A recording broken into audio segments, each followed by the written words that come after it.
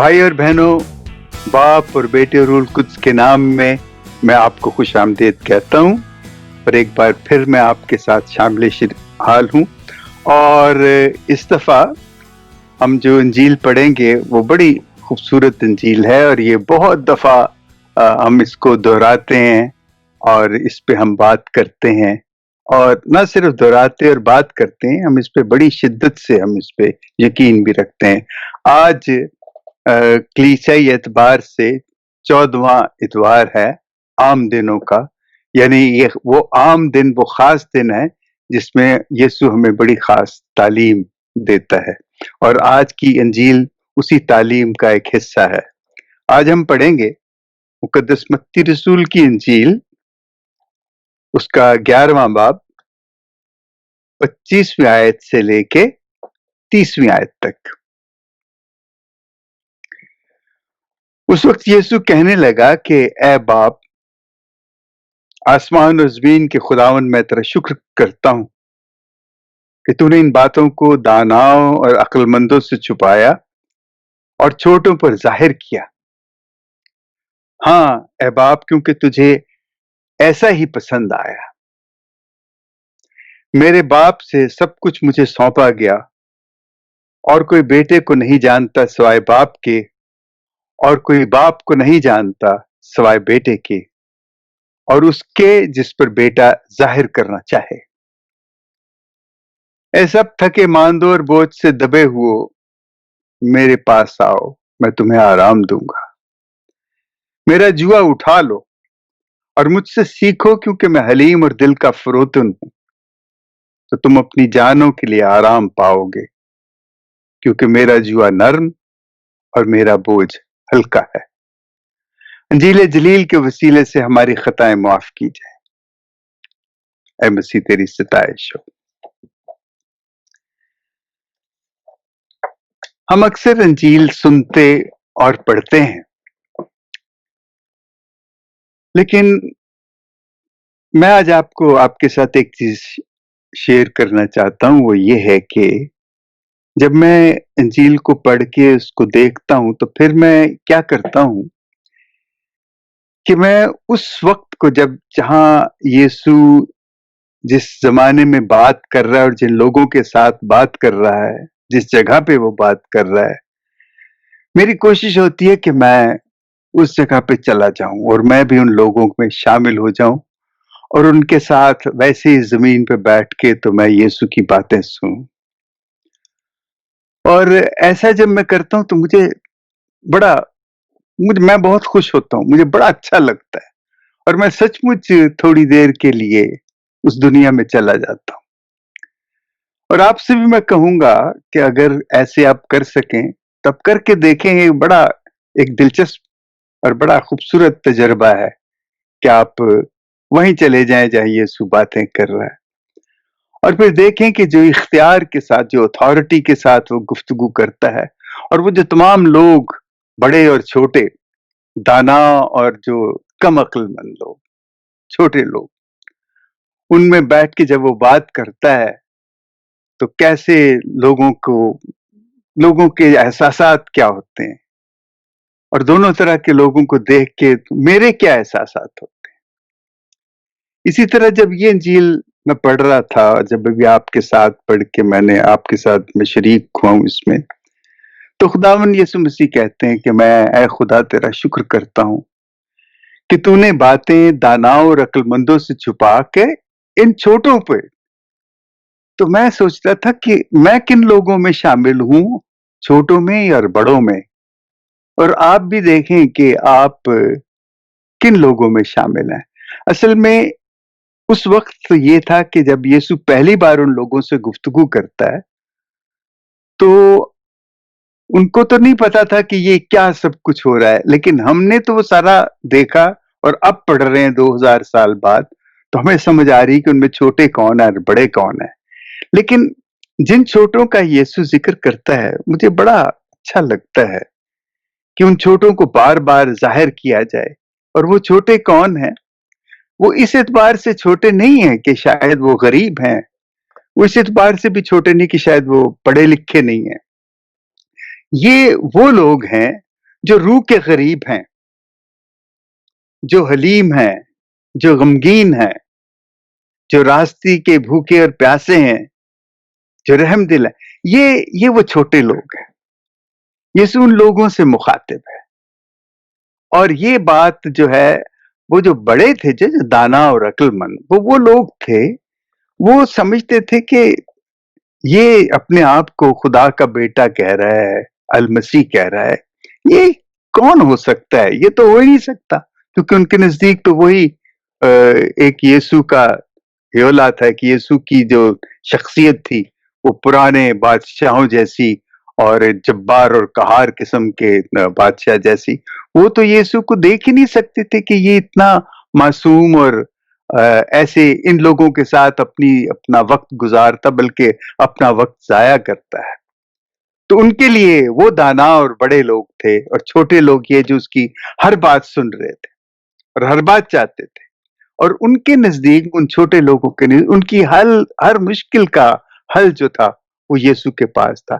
آج کا جو زمانہ ہے، اس میں ہماری مشکلیں کیا ہیں، اور ہم کن کے پاس جاتے ہیں؟ جب ہماری طبعی کوئی جسمانی بیماری ہوتی ہے، ہم ڈاکٹرز کے پاس جاتے ہیں، اور جب ہماری کوئی ذہنی کوئی ایسی بات ہوتی تو ہم سائیکیٹرسٹ کے پاس جاتے ہیں، اور اس طرح ہم نے اپنی ساری زندگی کو مختلف خانوں میں تقسیم کیا، اور اسی اعتبار سے جو لوگ ان کا علاج کرتے ہیں، ہم ان کے پاس جاتے ہیں۔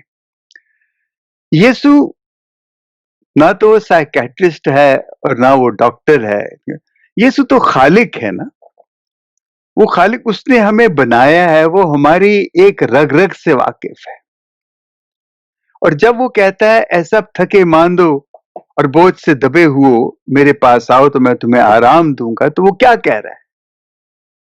بالکل ایسے لگ رہا ہے جیسے آج کی دنیا میں دیکھیں، ہم بار بار، میں اپنے کام پہ جب ہوتا ہوں تو میرے کولیگز، اور وہ کہتے ہیں میں آج بڑا سٹریسڈ ہوں، I couldn't sleep last night, it was so stressful، اور وہ اگلے دن کا سوچ رہے ہوتے ہیں، اور کچھ ویسے ہی ان کا موڈ خراب ہوتا ہے کہ پتہ نہیں ان کے ذہن پہ کیا بوجھ ہے، کیا دل پہ بوجھ ہے، اور یہ اس قسم کی بیماری تو میں کیا کہوں اسے، لیکن ایسے یہ عارضے ان سب کو ہیں اور ہوتے ہیں، اور ان کا علاج وہ کہتے ہیں جی کہ میں چھٹی لے رہا ہوں، میں سائیکیٹرسٹ کے پاس، میرا سیشن ہے آج، اور وہ سائیکیٹرسٹ کے پاس جاتے ہیں۔ تو میں سوچتا ہوں کہ یسوع دیکھو، ان لوگوں کو بھی وہ دیکھ رہا ہے، ہمیں بھی وہ دیکھ رہا ہے، اس وقت بھی لوگوں کو وہ دیکھتا تھا، ان کو سب کچھ بتاتا تھا، لیکن یہ لوگ جو سٹریس میں آ جاتے ہیں، جو سٹریسفل ہوتے ہیں،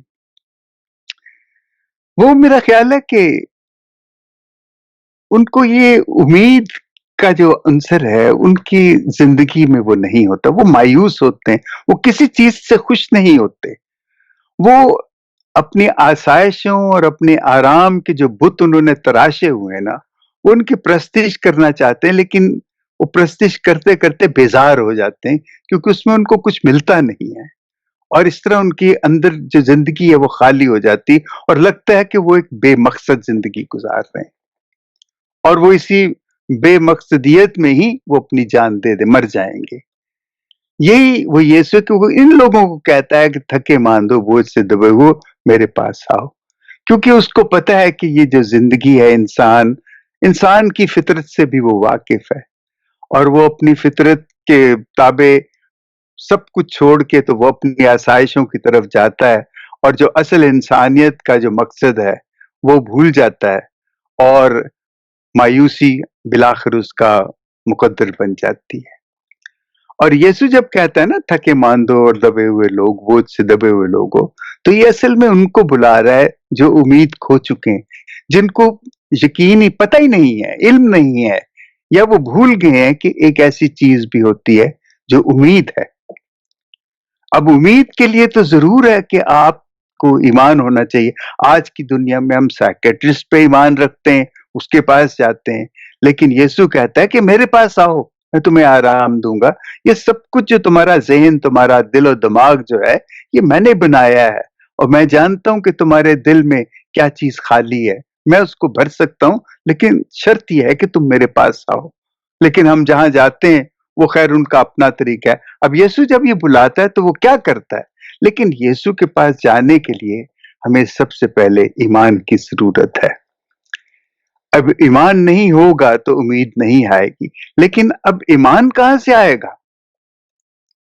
ایمان سے بھی بڑی ایک چیز ہے، میں تو کہتا ہوں اسے، اور وہ پولوس نے بھی کہا ہے کہ ایمان، امید اور محبت تینوں دائمی ہیں، لیکن محبت ان میں سب سے افضل ہے. تو محبت جو ہے وہی وہ ساری چیز ہے جو ایمان بھی پیدا کرتی ہے، اور اس ایمان کی وجہ سے امید پیدا ہوتی ہے اور یہ سٹریس ختم ہوتی ہے.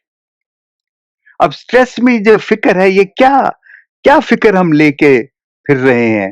یہی کہ وہ ساری چیزیں، اصل میں سٹریس جو ہے نا، میں سمجھتا ہوں اس کا ایک بڑا اچھا کسی نے اس کا وہ کیا ہے کہ stress is it's like insecurity of being disclosed of something very precious that you don't have. That you are being disclosed of something very precious that you don't have, that you are always insecure کہ لوگوں کو یہ پتہ نہ لگ جائے. اور وہ جو انسیکیورٹی ہے، وہ جو عدم تحفظ ہے، جس کے لیے انسان ہر وقت کوشش کرتا ہے کہ میں معاشرے میں میرا نام ہو، معاشرے میں کہیں کہ میرے پاس یہ ہے، اگر اس کے پاس یہ ہے تو میرے پاس بھی یہ ہے، کسی کو پتہ نہ لگے کہ میرے پاس اتنا علم نہیں، میں بھی جھوٹ موٹ ہی اپنے آپ کو بڑا عالم و فاضل بنا کے پیش کر رہا ہوں، اور میں چاہتا نہیں کہ میں ڈسکلوز ہو جاؤں. یہ ہماری فطرت ہے، ہم کرتے ہیں، میں کرتا ہوں، میں خود کرتا ہوں ایسے کہ میں اس خوف میں رہتا ہوں کہ کسی کو پتہ نہ لگ جائے وہ ہے تے وچوں کچھ نہیں، اونجی بڑیا پھردا ہے. لیکن میں اس سے بڑا ڈرتا ہوں کہ یہ احساس لوگوں کو نہ ہو. اور بعض دفعہ اپنے کام پہ ہم جو کام کرتے ہیں، ہماری ذمہ داریاں، ہمارے رشتے، ہمارے تعلقات، ان سب میں یہ خوف جو ہے یہ رہتا ہے، اور یہی خوف وہ سٹریس پیدا کرتا ہے. اور یسوع کہتے ہیں اس خوف کو نکالو، آؤ میرے پاس، جو تم ہو تم وہی ہو، میں تمہارے ساتھ ہوں. تمہیں کس چیز کی فکر ہے؟ تمہیں کس چیز کا ڈر ہے؟ کیوں گھبراتے ہو کہ لوگوں کو پتہ لگ جائے گا کہ تمہارے پاس کچھ نہیں ہے جو ہونا چاہیے؟ جب میں ہوں تو تمہارے پاس سب کچھ ہے. وہ اس چیز کی وہ گارنٹی دیتا ہے. دیکھیں یہ اصل میں ایک محبت کا معاہدہ ہے جو یسوع ہمارے ساتھ کرتا ہے. اے تھکے ماندو بوجھ سے دبے ہوئے میرے پاس آؤ. وہ اپنے پاس بلاتا ہے کہ ہم یسوع کو جب جانیں گے تو ہم خدا کو جانیں گے، کیونکہ یسوع کو جاننا ہی اس کی محبت کا جو ہم پہ آپ کہیں جو تجربہ ہوتا ہے، جیسے ہم محسوس کرتے ہیں، اس کے بغیر ہم خدا کی محبت کو محسوس نہیں کر سکتے. اور جب یہ محبت ہے تو ہمارا ایمان ہے، اور جب ہمارا ایمان ہے تو یقیناً ہماری امید ہے کہ ہماری یہ جو تکلیفیں اور یہ جو روٹی کپڑا مکان کی تکلیفیں ہیں، یہ تو ہمارے ملکوں میں جہاں سے ہم آئے ہیں، وہ غریب لوگ، ان کے لیے روٹی بڑا مسئلہ ہوتا ہے. وہ اس میں مشکل سے اپنی زندگی گزارتے ہیں. وہ جائز اور وہ خدا سے مانگتے ہیں، وہ مانگ سکتے ہیں کیونکہ ان کے پاس اور کوئی وسیلہ نہیں ہے. وہ سمجھتے ہیں کہ خدا ہی ہمیں روٹی دے گا، اور وہ دیتا ہے. لیکن اصل میں جو خدا کے پاس جانا ہے، اس کے لیے خدا سے جو پیار ہے وہ اس سے ایمان ہی مانگنا ہے. اگر ہمارے پاس اس کا وہ ایمان ہے تو ہماری امید جو ہے وہ پوری ہوگی، اور جب امید ہوگی تو ہماری ضرورتیں بھی پوری ہوں گی. اور یہ جو ضرورتوں کا پورا ہونا، ان کی امید رکھنا، اور اس امید کے نہ ہونے سے تھکا ہوا محسوس کرنا، اصل میں ہم جو تھک جاتے ہیں وہ یہی ہے کہ ہماری مایوسی ہوتی ہے، ہماری امید نہیں ہوتی. جب وہ امید ہوگی تو ہماری تھکاوٹ بھی نہیں ہوگی، کیونکہ ہمیں یقین ہے کہ وہ چیز ہماری جس کے لیے ہم پریشان ہیں وہ ختم ہو جائے گی، وہ دور ہو جائے گی. اور یہی دعا ہمارے ساتھ، میں کہتا ہوں کہ یسوع کا یہ جو ایک حکم ہے، بلکہ کیا تھکے ماندو اور بوجھ سے دبے وہ میرے پاس آؤ. He tells us, he is ordering us. وہ حکم دے رہا ہے، کمانڈ ہے اس کا، جاؤ. اور جب ہم اس کے پاس جائیں گے اور وہ کسی صورت بھی ہماری بات کو ایسے اگنور نہیں کرے گا، اس کو ایسے نہیں جانے دے گا، وہ ہماری تھکاوٹ کو امید میں بدل کے، محبت میں بدل کے، ایمان میں بدل کے ہمیں ایک نیا انسان اور نئی طاقت دے گا. آمین. باپ اور بیٹے اور روح القدس کے نام میں آمین.